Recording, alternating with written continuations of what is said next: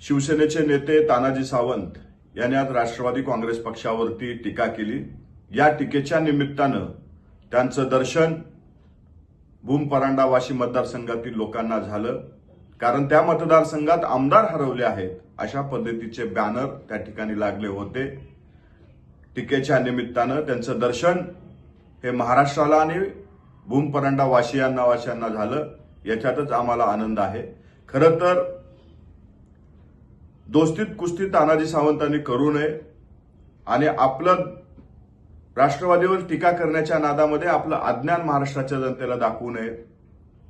तानाजी सावंतांनी राष्ट्रवादीचा इतिहास सांगितला।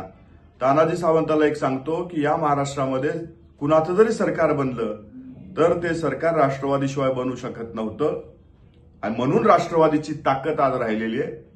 तानाजी सावंतांनी आपलं राजकीय अज्ञान पाजळून महाराष्ट्राच्या समोर हसं करून घेऊ नये।